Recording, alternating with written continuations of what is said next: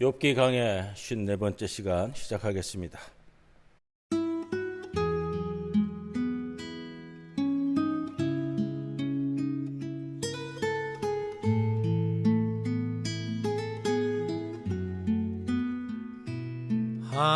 하나님은 너를 지키시는 자, 너의 우편에 그늘 되시니 낮의 해와 밤의 달도 너를 해치 못하리. 하나님은 너를 지키시는 자, 너의 환난을 면케하시니 그가 너를 도우시리라. 너의 출입을 지키시리라. 눈을 들어 산을 보아라. 너의 도움 어디서 오나. 천지 지으신 너를 만드신 여호와께로다.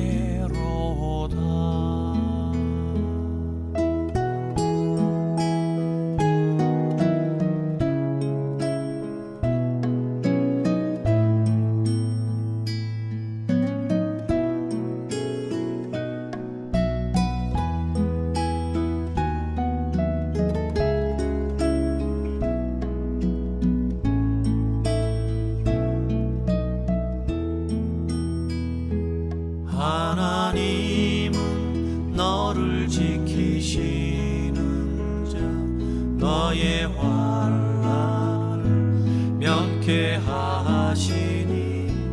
그가 너를 지키시리라. 너의 출입을 지키시리라. 눈을 들어 산을 보아라. 너의 도움 어디서 오나. 천지 지으신 너를 만드신 여호와께로다. 눈을 들어 산을 보아라. 너의 도움 어디서 오나. 천지 지으신 너를 만드신 여호와께로다. 천지 지으신 너를 만드신 여호와께로다.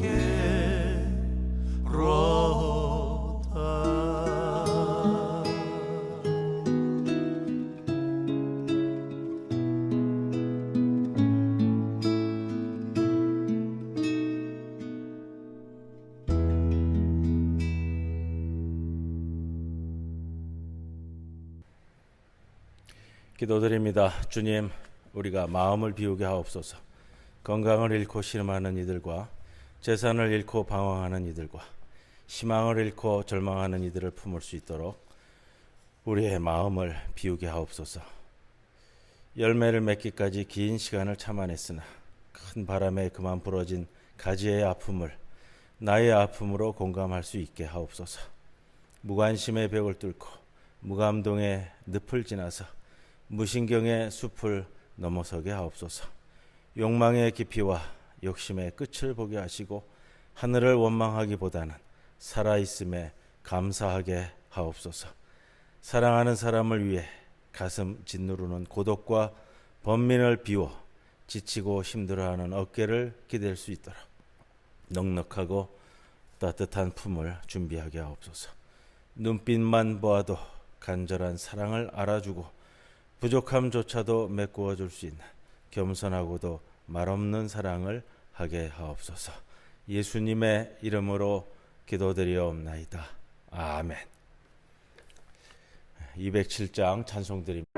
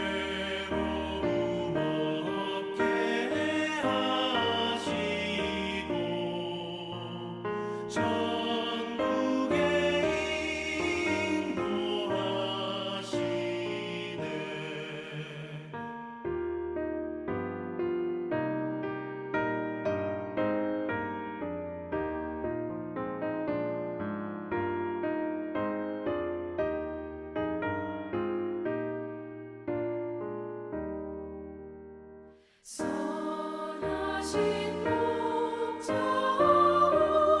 우리 주 사랑이 풍성하도다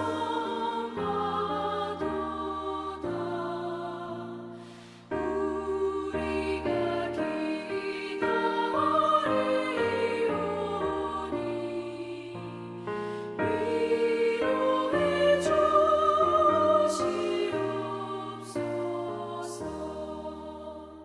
그 거룩하신 주 앞에 간절히 기도드리니 어두운 문 즉시 밝아져 큰 영광 보게 하소서.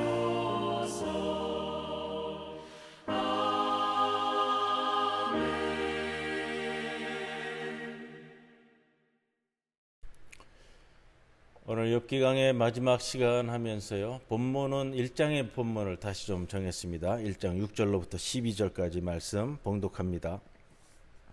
하루는 하나님의 아들들이 와서 여호와 앞에 섰고 사탄도 그들 가운데 온지라. 여호와께서 사탄에게 이르시되 내가 어디서 왔느냐. 사탄이 여호와께 대답하여 이르되 땅을 두루두루 다니다 여기저기 다녀왔나이다. 여호와께서 사탄에게 이르시되 내가 내 종 욥을 주의하여 보았느냐. 그와 같이 온전하고 정직하여 하나님을 경외하며 악에서 떠난 자는 세상에 없느니라.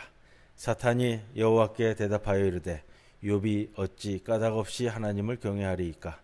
주께서 그와 그의 집과 그의 모든 소유물을 울타리로 두르심 때문이 아니니까. 주께서 그의 손으로 하는 바를 복되게 하사 그의 소유물이 땅에 넘치게 하셨음이니이다. 이제 주의 손을 펴서 그의 모든 소유물을 치소서. 그리하시면 틀림없이 주를 향하여 욕하지 않겠나이까. 여호와께서 사탄에게 이르시되 내가 그의 소유물을 다 내 손에 맡기노라. 다만 그의 몸에는 내 손을 대지 말지니라. 사탄이 곧 여호와 앞에서 물러가니라. 이제 드디어 욥의 정리를 해야 되는 시간이 됐습니다. 본문은 지난주까지 말씀을 다 나누었고요.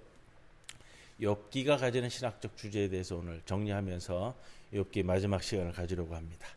욥기의 주제는 뭐냐? 억울하고 부조리한 고통의 해소를 향한 항변과 경청이다. 이렇게 말씀드릴 수 있는데, 그러나 욥기 주제는 단지 인간 고통의 원인과 목적에 관한 것은 아니다. 이렇게 말씀드리고요. 그것은 하나님의 인간 통치에 관한 것, 그 과정에 대한 설명을 우리에게 담고 있다. 하나님은 창조주로서 인간이 다툴 수 없는 절대적인 의미의 자유와 주권적인 계획, 그리고 통치권과 통치 원리를 가지고 계신다. 이것을 우리들에게 다시 읊어주시는 것입니다.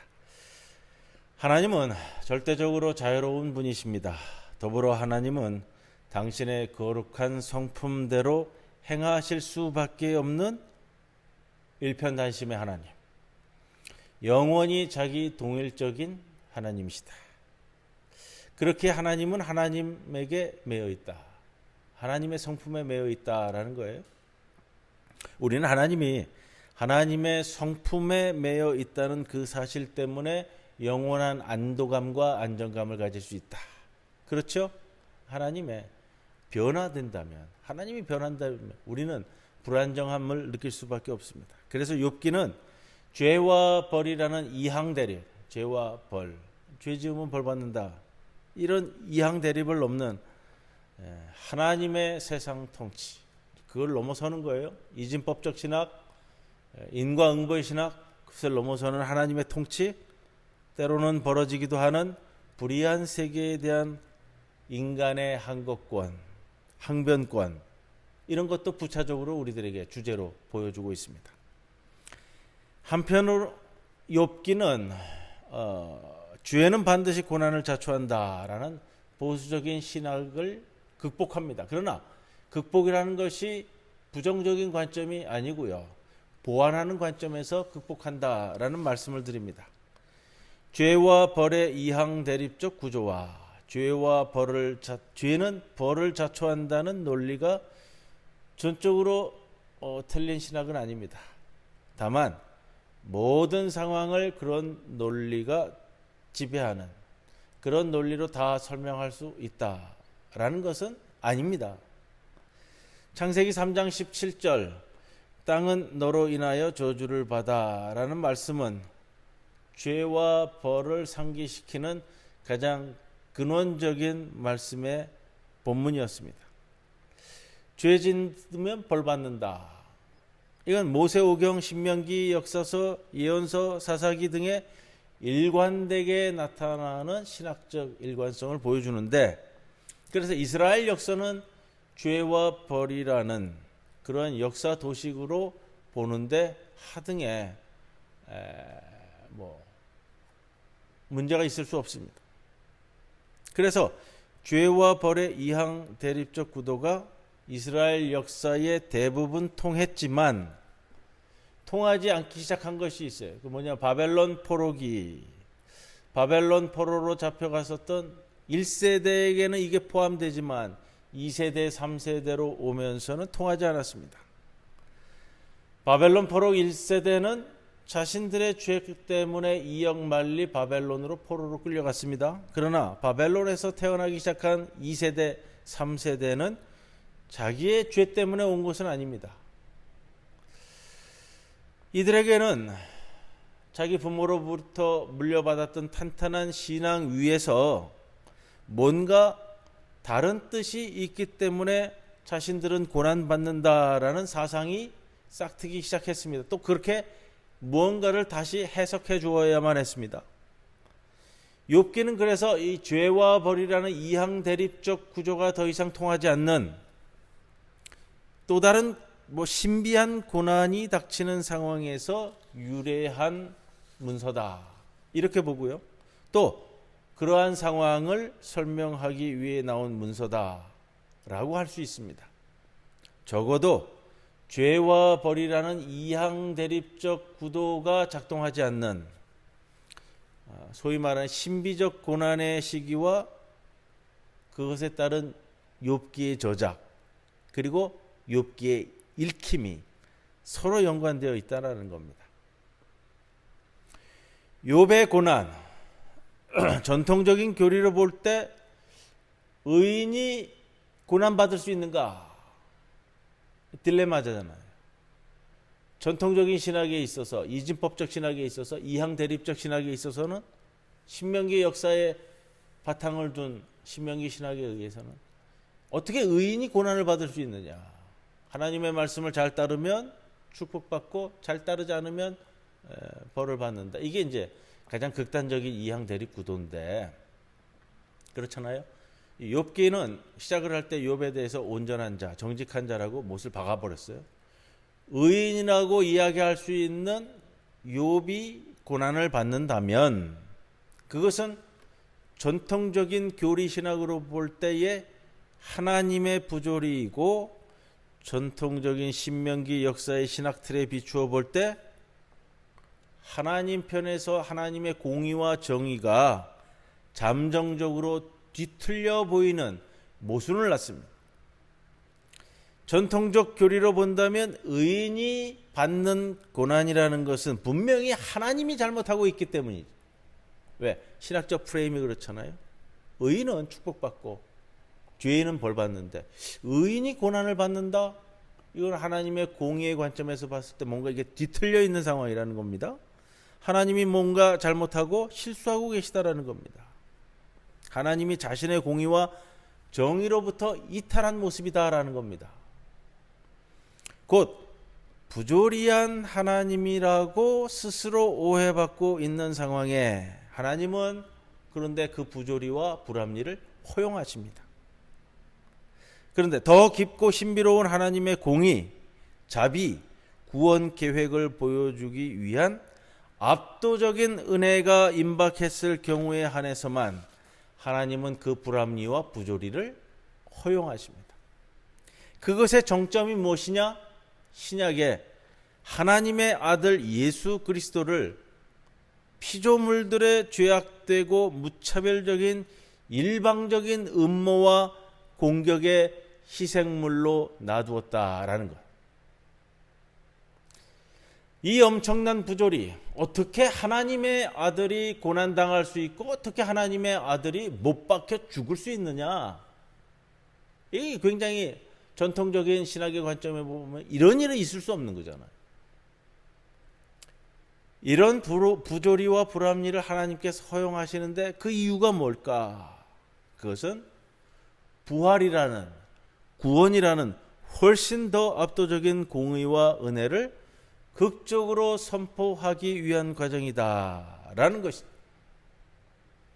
그리고 이러한 모든 억압적 부조리와 혐오스러운 불합리는 3일 만에 하나님의 더 엄청난 은혜와 차원 높은 공의를 선포하는 현장이 되는 겁니다.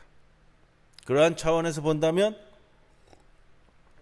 하나님의 아들의 이 죽으심이라는 전무후무한 이런 부조리한 사건을 허용하시기 위한 원대한 그 계획의 이 테두리 안에서 욥의 부조리한 고난도 한쪽 면에서 우리가 보게 된다라는 것이고요.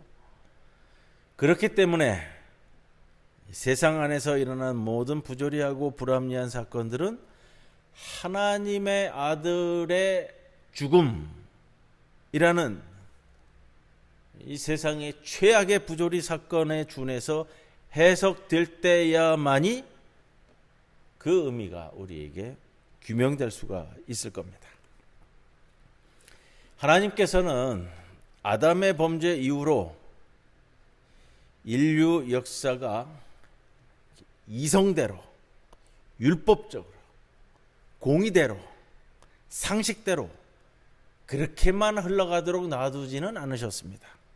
오히려 정반대로 실족할 수밖에 없을 정도의 반이성적이고 반율법적인 일들이 벌어지는 것을 그대로 방치해 두신 것도 사실인데 이것은 무엇 때문이냐?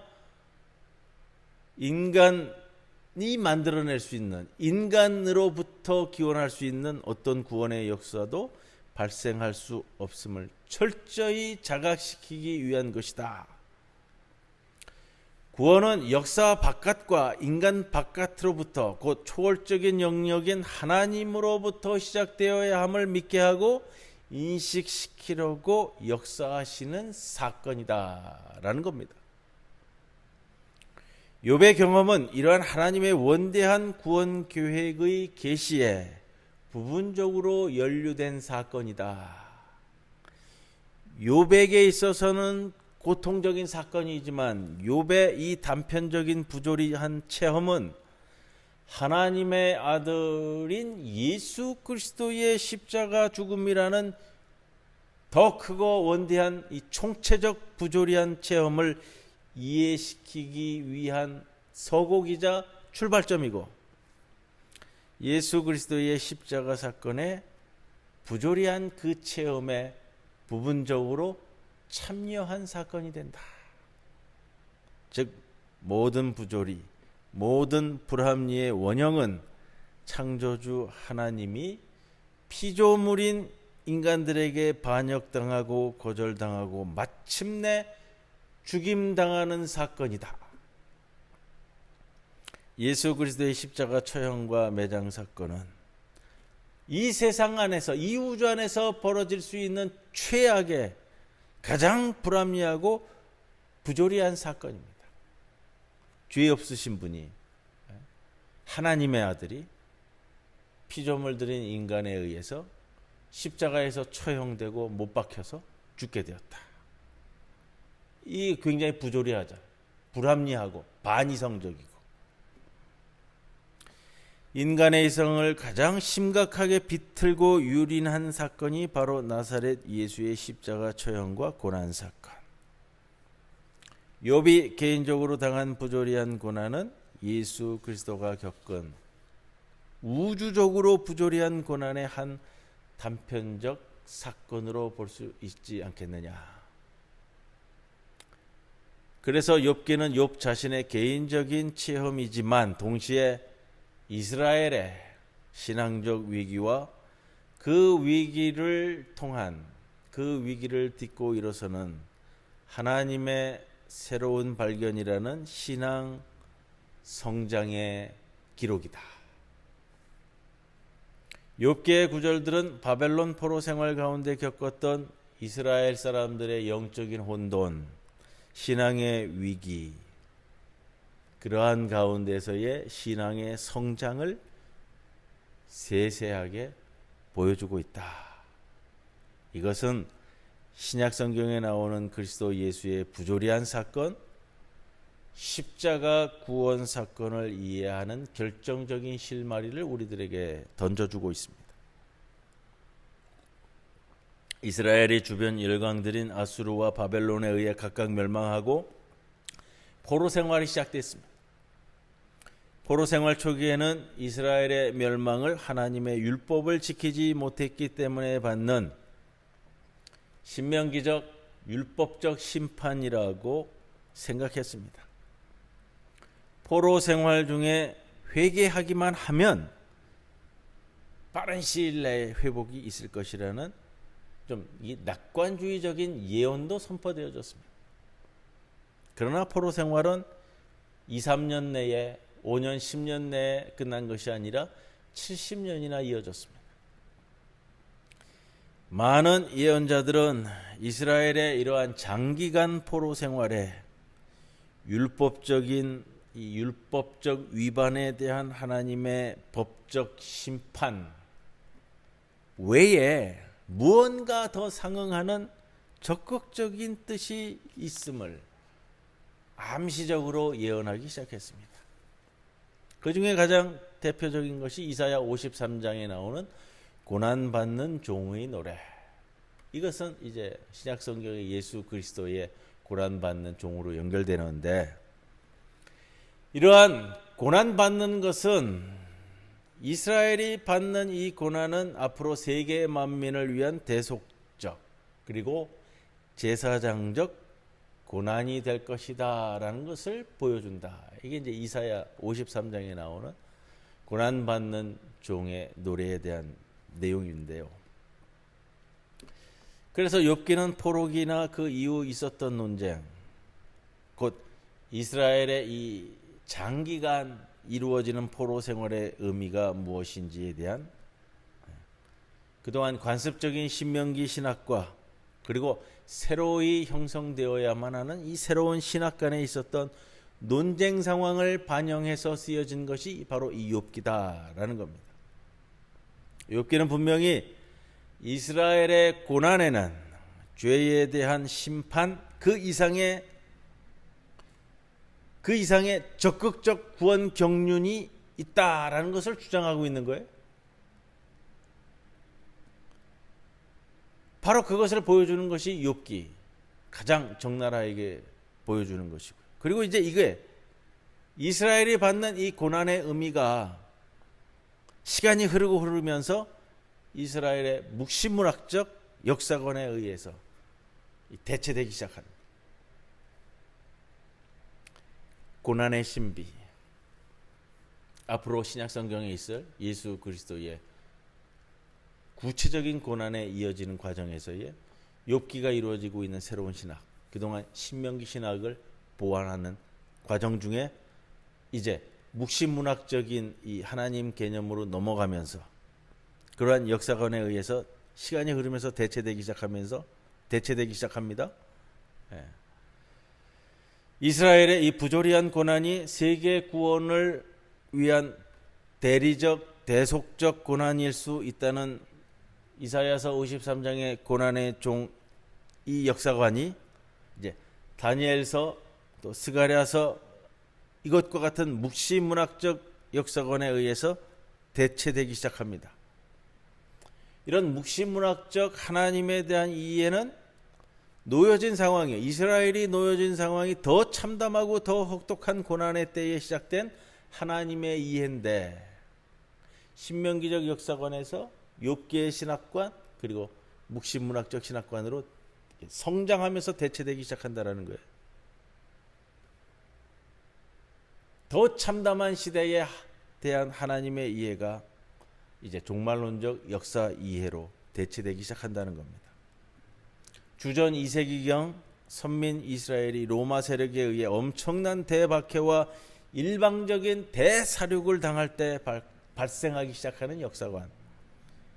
이 세계는 더 나은 것을 바라볼 수 없는 정말로 극악한 이 악마의 손에 완전히 점령되었기 때문에 바라볼 수 있는 게 오로지 하나예요. 초월적인 하나님의 도래와 종말론적인 심판에 의해서만이 새로운 세계와 새로운 하나님 나라가 열린다는 주장이라는 묵시문학적, 묵시신학적 개념으로 빠르게 대체되기 시작하는 겁니다. 이러한 묵시문학적 역사 이해는 이제 로마 세계의 탄압 가운데 여태까지 경험해 보지 못한, 바벨론 포로기 때 이스라엘이 멸망할 때도 경험해 보지 못한 완전히 압살당하는 이 로마 세계의 탄압 속에서 이렇게 전혀 낯설고 새로운 상황을 이겨나가기 위한 계시문학인 거예요. 이 종말론적 묵시문학적 하나님 이해가 신약의 세례 요한과 그리스도 예수의 공생애에서 선포되어진 메시지, 때가 찼고 하나님 나라가 가까웠으니 회개하고 복음을 믿으라, 이 말씀의 배경이 되는 겁니다. 결국 구약은 신명기적인 역사관, 이사야서 53장에 나오는 고난받는 종에 대한 역사관, 고난받는 종에 대한 역사관은 신비로운 고난에 의해서 이 세상을 향한 대속적 제사장적 역사관, 이스라엘이 받는 고난이요, 그것이 이제 묵시문학적 역사관의 순서로 하나님의 계시와 이해가 대체되어져 가면서 성장하고 있다, 이것이 드러나는 겁니다. 이러한 가운데 이 세상에서 일어나는 부조리는 예수 그리스도 안에서 인간을 향해 베풀어 주신 하나님의 은혜로운 부조리, 자비로운 불합리도 있을 수 있다는 사실에 의해서 균형이 맞춰진, 인간을 향한 하나님의 사랑 아가페는 이성이나 이유나 조건에 근거하지 않습니다. 이성이나 합리성과 조건에 근거한다면 어떠한 인간도 하나님의 은혜를 받을 수 있는 인간이 없는 거예요. 이성적이고 이유와 조건을 초월하는 초이성적이고 초합리적이고 초율법적인 부조리 사건, 그게 아가페인 거예요. 그게 사랑이라는 거예요. 사랑은 초이성적이고 초합리적이고 초율법적이고, 욥의 고난 속에 나타난 이 가공할 만한 부조리는 예수의 십자가 사건, 그 십자가의 대속적 사건과 그 고난과 그 속에 나타난 하나님의 부조리한 은혜 안에서 녹아들게 된다는 것. 이것이 욥기의 주제입니다. 욥기를 시작하면서 그런 말씀을 드렸어요. 욥기에 대한 바른 이해의 바탕 속에서 십자가 사건에 대한 바른 이해로 이어지는 것을 찾을 수 있다. 욥기를 통해서요, 여러분들 참 많은 내용을 담고 있어요. 그 흐름도 볼 수가 있고요. 자, 십자가 사건으로 이어지는 욥의 사건의 이해를 통해 반이성적이고 비합리적이고 초월적인 하나님의 사랑에 우리가 어떻게 다가갈 수 있는가, 하나님이 왜 그렇게 우리를 사랑하셨는가, 이것으로 이어지는 욥기 전체의 프레임을 잘 받아들이고 잘 이해하시기를 바랍니다. 자, 오늘 54번째 시간이에요. 54번째 시간으로 욥기를 마칩니다. 참 오래 달려왔어요. 54주만 해도 뭐 1년 52주를 넘고요. 중간중간 제가 휴가 가고 뭐 그러면서 또 넘어왔기 때문에 거의 60주간에 걸쳐서 우리가 욥기를 함께 달려왔습니다. 참 어려운 말씀이지만 우리가 이런 때를 지내지 않으면 욥기를 한 구절 한 구절 다 자세하게 살펴볼 수 있는 때가 그렇게 쉽게 주어지지 않는다라는 마음을 갖고요. 저로서도요, 욥기 참 이 도전한다라는 것이 참 어려웠는데 한번 도전해 봤고요. 1년이 넘도록 함께 달려왔습니다. 또 말씀을 통해서 하나님께 한 발자국 더 나아가는 이 성경 하나가 또 우리들에게 보여주는 내용들이 조금씩 독특하게 다릅니다. 네, 욥기에서 보여지는 모습은 이러한 맛이구나. 이걸 보면서 우리의 신앙을 점검할 수 있는 것, 이것이 필요할 것입니다. 자, 욥기를 오늘 이렇게 해서 마치게 되고요. 다음은 뭐 요한계시록을 준비한다고 말씀드렸습니다. 요한계시록을 할지 또 뭐 좀 더 색다른 것을 우리 성도들과 함께 나누는 것이 좋을지, 저도 한 2-3주간 정도는 더 고민해보고, 뭐 쉽게 말씀드리면 우리 이제 수요 성경 강해는 한 2-3주간 정도 조금 쉼을 갖고 다시 시작하도록 하겠습니다. 자, 오늘 이제 마지막 찬송 209장 함께 찬송 드립니다.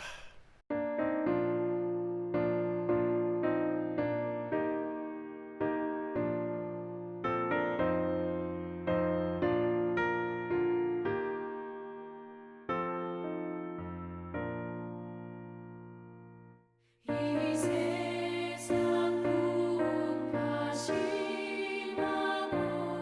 또 환란지고 많으나 나 편히 쉬게 될 곳은 주의 미하신 주의 전 향기로운 기름을 주 내게 부어주셔서 내 기쁨 더해주는 것, 주 피로 사신 주의 전.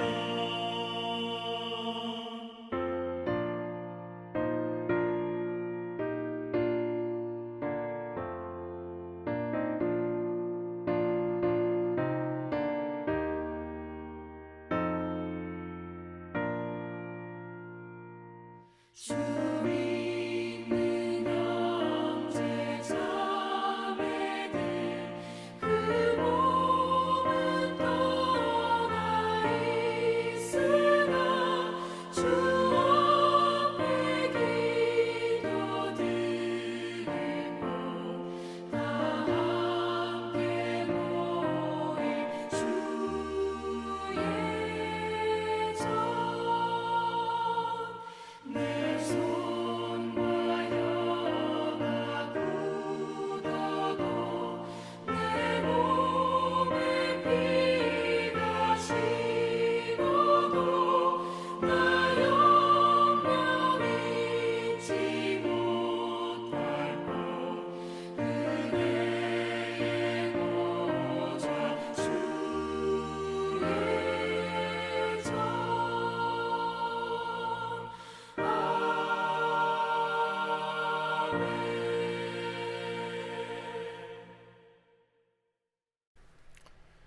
주님 가르쳐 주신 기도 함께 드립니다. 하늘에 계신 우리 아버지여, 이름이 거룩히 여김을 받으시오며 나라의 마옵시며 뜻이 하늘에서 이루어진 것 같이 땅에서도 이루어지이다.